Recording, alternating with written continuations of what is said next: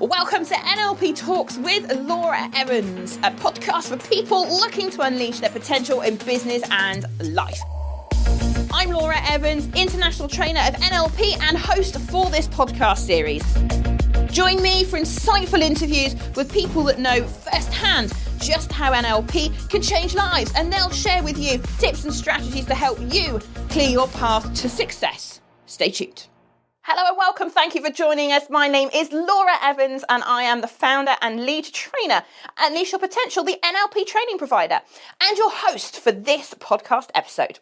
Today I've got Colita Dainton with me, who is a success coach, and she's going to share with you exactly what difference NLP has made to her, both in terms of the results she's now able to help her clients get, but also the way in which it's helped her to become a much, much more successful businesswoman in her own right.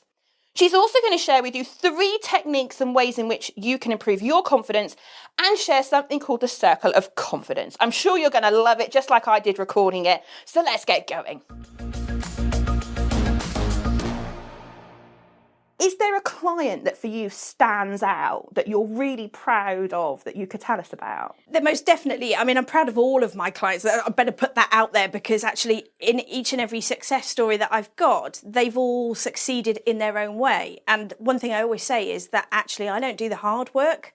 Yes, I've learned and I've studied and I still read my manuals and listen to my audios, but in reality, I'm just the tour guide. So I'm the one to teach them and take them through that journey. One gentleman I've worked with is the one that really does make my heart sing, because he's literally this week sent me a picture on Facebook Messenger. Here's my new house, and we'd worked, when he first came to my house, he sat face in his hands, no self-esteem, no self-belief, no confidence in himself, and just said, you know what, I don't see the point in living anymore. My relationships are non-existent. My marriage has failed. The business is going down the pan. What do I do? And I kind of said, okay, let's break this down. Number 1, we need to work on your self-belief and your self-esteem. And then actually, how do we get the results that you want to achieve? And that's the biggest thing. What do you want? Because sometimes we focus too much on what's crap and what's gone before. But actually, what do you want? Where do you want to go? And how do we get you there? And we worked with him. We had quite a few sessions. Well, I threw everything at it, every single thing. So we did belief changes. We did anchoring for confidence. We did timeline therapy, which actually he came out of timeline therapy and told me he'd been flying his aeroplane to get his results. Excellent. And for me, in the classroom, you don't get told that your client's going to fly an aeroplane on their timeline. But actually, that's what he did. I asked him to write a goal. And that goal had to be specific and as if he had it right now, if he could touch it and feel it. And he said, well, can I draw? Because I don't like writing. So I was like, cool, whatever works for you. He drew me a picture of his farmhouse that he wanted to have.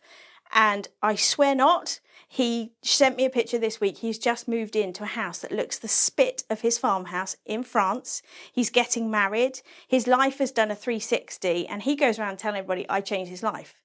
For me, I'm kind of like, well, that's quite a brave statement to make. But in reality, for him, he was in a place where he just couldn't see any future. Whereas now he is absolutely turning his business around. He's moved into his dream house. He's got his wife to be and he's loving it. So for me, that really makes me go, I did that. I was going to say, how does it feel when a client, I mean, I know for me how it feels, but for you, how did it feel when that guy turned around and said, you have changed my life?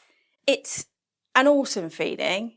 It's also a little bit embarrassing because I'm kind of like, no, you changed your life. But actually, okay, I gave you the time and taught you some techniques and took you on a journey to realise that actually those negative thoughts, we don't need to live with that. We need to think about the positive, we need to think about the future, and we need to think about what we want. And if we can work on stopping that little self-talk in the back of your mind at the same time, win-win. So yeah, for me, totally fulfilled, 100%. I love it. I love it. And obviously every client is different. And that's one of the things in NLP we teach, isn't it? Is the fact that our client is our roadmap to success and we go with the client. And as you quite rightly say, we're the tour guide. Yeah. We've got, and that's what I love about the way we train, is the toolkit is huge. Yeah. Like you can tailor it so specific to the client. In your view, what if I'm sure there were many, but if there was to be one technique that you used with him that you think made the biggest difference, do you know what that would have been? I think part of it was teaching him to listen to his mind chatter, and maybe if he's feeling a little bit overwhelmed or a little bit I can't cope, 3 simple techniques that this is simple, this is easy, this is fun. Because you can train your brain to actually think, hey, this is simple, this is easy, this is fun. And if you really want to go all out, you can stick a pencil in your mouth, which makes you smile, which again sets those neurons off going in a different direction and makes a task mundane or something you can't cope with really easy. So this just backtracks, like, because you've just given 2 great examples. No, not at all. I just want the listener to really be able to comprehend and take that and use something with it. So this is easy, this is fun. What was the third part of that mantra? This is simple, this is easy, this is fun. And you just repeat it to yourself a couple of times. I've tried it working on Excel spreadsheets. When you've got a load of data in front of you, you just think, really, I don't want to do it. You just say to yourself, this is simple, this is easy, this is fun. This is simple, this is easy, this is fun. And actually, for something mentally, your brain goes, oh, okay, this is simple, this is easy, this is fun. Instead of going, I can't do this. It's not going to happen. I'm bored. I'm fed up. All of a sudden, you're changing the way you think. So therefore getting the results you want. Yeah. And that, like, you know, I've never heard that phrase before. I've heard you obviously say it previously because we've been knowing each other for a while now. But what I love about that mantra is, A, it is so simple. Like, you can have kids doing that. I'm sure some of your child clients that you work with probably do that. But it fits so perfectly with one of the themes of NLP, which is what you focus on is what you get. Yeah. And you're absolutely right. You know, and for all the personal development that I've done over the years, I still get in a rut sometimes. You know, and there are conversations where you've said that to me not too far ago when we were working on something.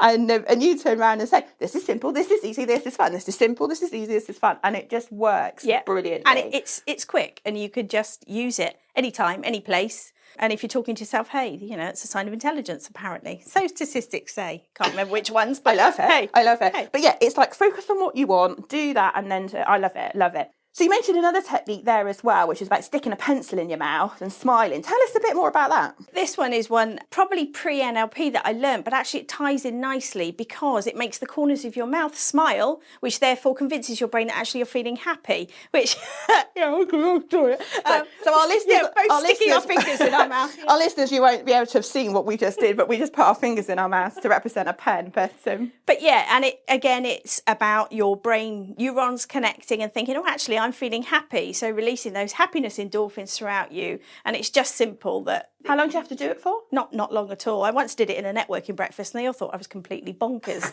But I gave everybody a pen, so it was good marketing. And actually said, just try it because if anything, you laugh at yourself. Yeah. And if you're laughing at yourself, all of a sudden you feel a bit better. Yeah. Well, your state's changed, right? I mean, we know from NLP that our thinking and our emotions and our physiology, what we do in our body, are all linked and impact our results, right? Yeah. So I love that technique because I think you're actually changing physiology. All right, it's in the mouth area, but you're still trying to trick the brain.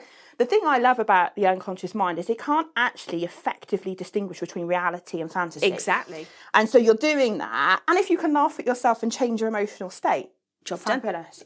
Great. So, thanks for sharing those two with us. That's okay. Really useful.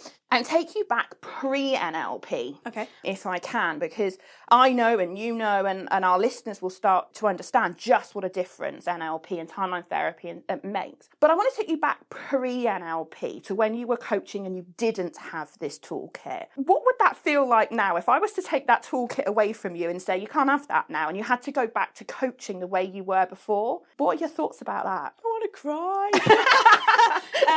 In reality, not that coaching was bad at that point because it wasn't. I was doing a lot of executive coaching over Skype. I probably did listen to building rapport, sensory acuity, so that's, you know, watching their body language and things, but not really paying much attention to how that affected their results. But what I would say is that I always felt there was something missing. There was always that element of the coaching was never 110%. You'd set them a task and they'd say, oh yeah, I could get that done. And then you go back a week or a month later and actually if you've done that, well, no, I didn't have time. Or whereas actually stepping fast forward to go and say, okay, you've got this task, I can't do that. Okay, so let's change that limiting belief because I'm hearing there is that you believe you can't, so therefore you won't be able to. Let's change that. Let's do a quick technique, couple of minutes. Tell me, is it black, white, is it colour? Which, you know, is generalised NLP speak. Yeah, there was always felt there was something not quite 100%. Obviously, that's not saying I wouldn't give 100%, but never quite got the results that I wanted. Came into the NLP classroom and suddenly thought, oh, actually, hang on a minute, because not only are we just sitting there and holding them accountable, we're making changes internally and externally, which then get the clients the result they want. Plus, we're focusing on what they want. And I'm not sure that really happened prior, although we talk about how would you like your team to be and how did you find that leadership and development training, what more would you want? Whereas actually didn't talk about that key person and their values and their beliefs and the things that are important to them, which I now know plays a massive role in gaining your success. Yeah, hugely. Those that have trained with us, and you'll have heard me say this several times, that for me, executive coaching was always what I call conscious mind coaching. Yeah. Like you, pre-NLP, I could get sensible results for people. I'd get frustrated that there was always a reason not to do something, or there was always a blocker, and I didn't have anything I could use to help. Yeah. And it's like, and you must have found this as well. When you're working with a client, it's screaming at you that there's a client has a problem, like they don't believe in themselves or they don't have confidence. And executive coaching is great in the sense that we ask great questions and we try and tease the answer out of the client. But sometimes I used to sit there and think, I can see it. I can see. And executive coaching tells me I can't tell you, or I can't. Yeah, that's not the role of a coach, is not to tell you. And I think, don't get me wrong, there's absolutely a place for great questions and getting the client to get their goal, to decide where they want to go and make steps towards that. But, isn't life easier when you can just turn around and say, you've said this like 5 times. Can I ask you a question? Do you believe? And they sit there and they go, yeah, that's a problem. And you go, okay, so would you like me to help you with that? Yeah. And I love the fact that you help one problem in one specific context and it has ramifications in other areas of their lives. And have you found that since training and learning in NLP and coaching people, that actually that's cut down your kind of coaching time? Oh, hugely for me. Yeah. And you must have found the same, right? It's just, for me, you could sit there for a whole hour and deal with one question, and I could ask 100 questions around that problem rather, and then you think that you've made progress and then you haven't. Yeah. Whereas I think we can get results so much faster. Yeah. Yeah. What's your view on the life coaching industry? Did you ever do a life coaching course before you came to NLP? And tell us a little bit about the differences, and you tell me what your journey was with it. Okay, I found that the term coach is bandied around quite a lot. And sometimes, especially business networking, you might turn up and there might be 15 people who say, I'm a coach in the room. And for me, I kind of question, okay, you're a coach. So where's your credentials? Where does that sit? What does that mean to you? And what does that mean to me? I did do a life coaching qualification. It was online. It was very much a set of PowerPoint slides, questions, and here's a scenario, what would you say? And then you'd get a generated answer. Woohoo, congratulations, you're now a life coach. Well, sorry, not supposed to swear on podcasts, but there we go. The reality is that's what I feel, because I think people can easily go in, buy a $50 coaching course, and suddenly they're accredited and they're a life coach, when there's a lot more behind it. And that's not saying that you can't be a good coach naturally, because I do believe part of where I come in as a coach is that I've always been that way, about interested in people. But I think to have the techniques and the tools that the NLP training gave me has sent me a million times further than any other life coaches. And I'm trying to be very polite here, because I have multiple friends who are life coaches, and then I sit and I talk with them and they don't listen to me, and then they're telling me all about them, and I'm thinking, first rule of being a coach is actually it's about the client, and it's the client focus, and it's the client journey, and actually I'm kind of irrelevant. I'm here to listen, to help them, and to help them focus, not tell them how my day has been and how I think you should do this. That's not a coach. So in terms of your question, they're okay. Oh, you're so politically correct. I didn't bother printing off the certificate. I've got it that I have people who come to me who want to work as coaches, and they get a suite of different tools that check this out, check that out. But actually, if you really want the real deal, and I'm not saying it because I'm sat here with you, I would highly recommend that, the NLP classroom experience and immersing yourself in that training where you're working alongside like-minded others and you're learning tools and techniques that work for you, that is something that you can walk straight out of that classroom, meet somebody in service station and help them straight away. You're very polite. I'm not going to reply as polite. But yeah, I've yet to meet, and I'm going to be straight with the listener and with you, I have yet to meet anybody that has done a life coaching or even an NLP practitioner course online that's actually capable of getting people great results. Yeah, it just doesn't happen. Yeah. You know, what those courses do, and I don't want to discredit them completely, what they will do is give you some theoretical knowledge. Yeah, definitely. Theoretical knowledge is good, but it's rubbish if you can't implement it. Yeah. So let's come back towards now then, in terms of where you are now. You're an experienced coach. You've been using NLP timeline therapy for, I don't know how many years now, several years. You've achieved Master the Coach status in all of those disciplines. I'm hugely proud of you, as one of our delegates. But if you were to think about how the courses have helped you to become a really confident, competent coach, what do you think for you is the kind of the highlight of what that helped you with? There's been a massive shift in my thinking, my attitude towards other people. I'm still kind of shocking people by the fact that somebody does some really poor behaviour in their model of the world, and I'll go, yeah, but that's how it's okay for them. And they're kind of like, what? And I've got this calmness with me that I'm kind of like, actually, that's pretty cool. Slightly scary, because sometimes I think, have I lost my emotions? But no, it's just that I keep it all in check. What it's given me as well is the inner confidence, I guess, that self-belief that actually, yeah, I'm damn good at this stuff and I want to do more of this stuff. And then I get the results where people, you know, message me and say, oh my God, you've changed my life. And that for me is the win.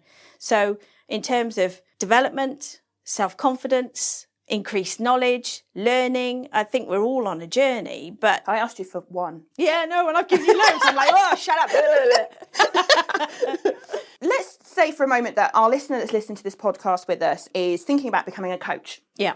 And they're obviously, as we all do, surveying what's out there. Yeah. And they've probably stumbled across this podcast and go, oh, okay, you know, becoming a confident coach. You know, what's that all about?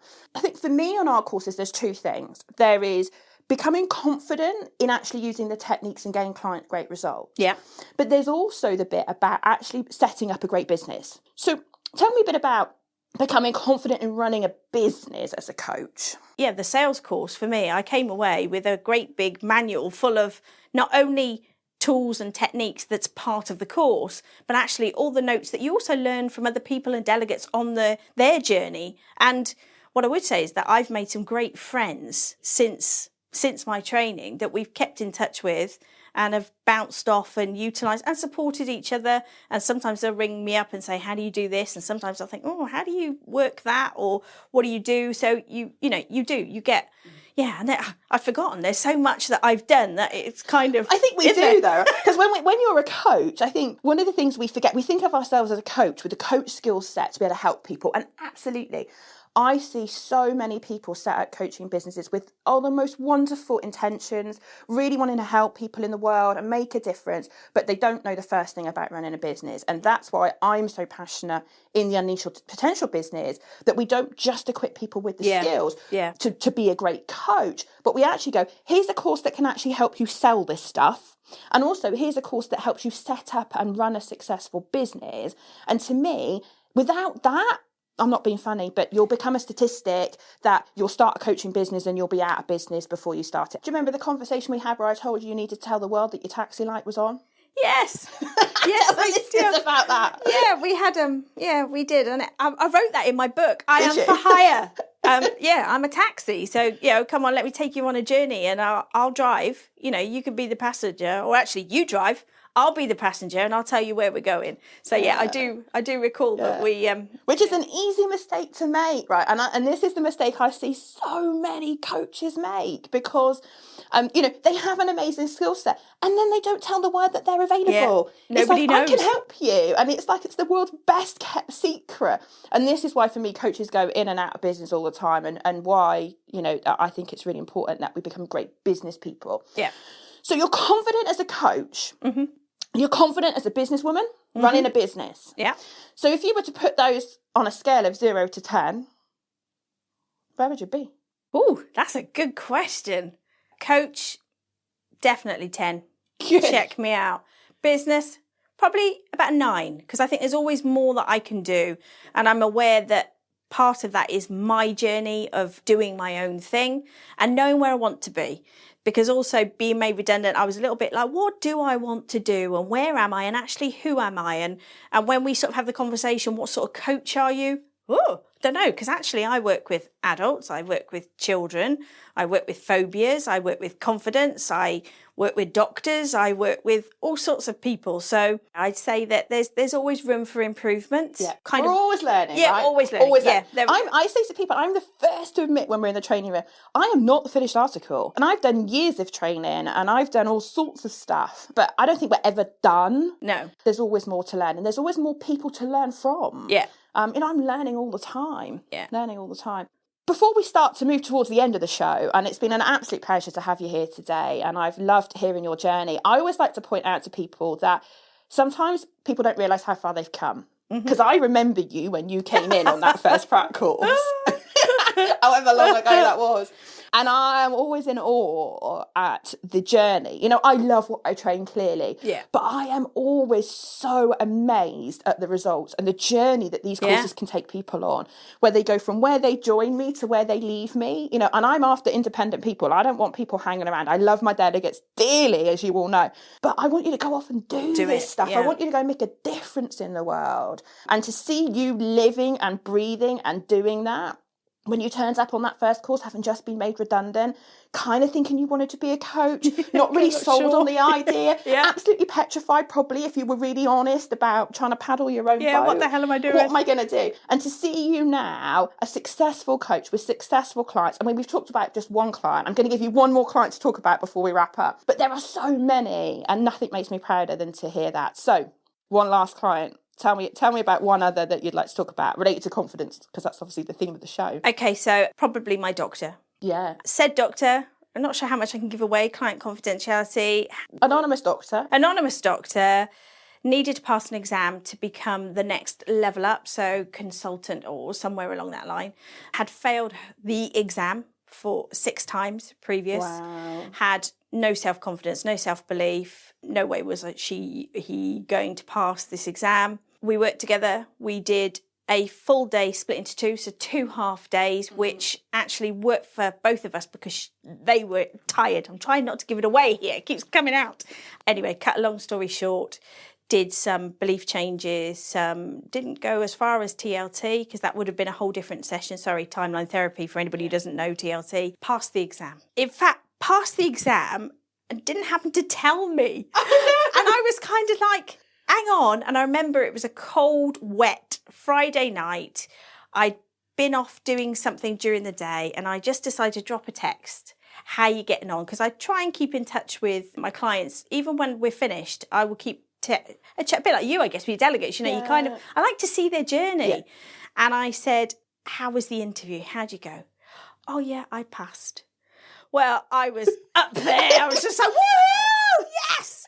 I think I did a Facebook Live in my dad's porchway going, guess what? I've just had the best news. I then rang said doctor and was like, congratulations.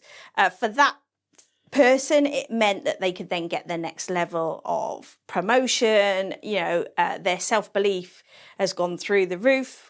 Actually more than capable of passing the exam, know their stuff, but it was other stuff that got in the way.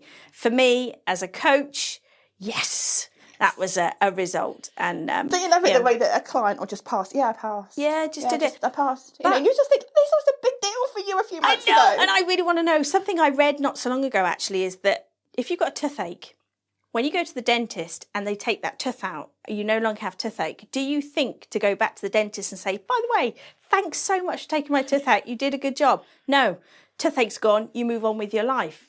So I know, changing tack slightly, I know you've got a little treat for our listeners. The theme of this episode of our show is about confidence and being a confident coach. And in order to help our listeners, that's you guys, listener, to become more confident, I know you've got something that you'd like to give them. So yeah, we have in the NLP world anchoring techniques where we utilize the state that we talked about at the very beginning about putting yourself in a good state. And we've got the circle of excellence or circle of confidence, which is an anchoring technique that you can use on your own. You don't need to work with a coach particularly.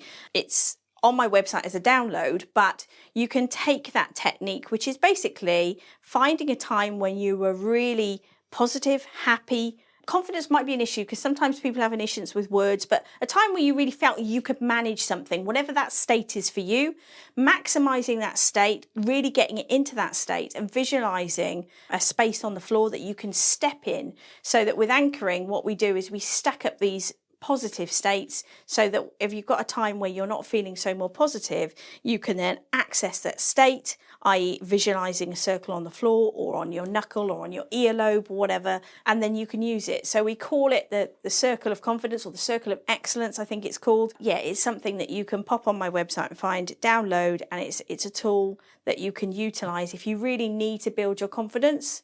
Then it's something that you can teach yourself quite easily. And where can they get it? They can find it on my website, which is www.litabix.com, which is Litabix.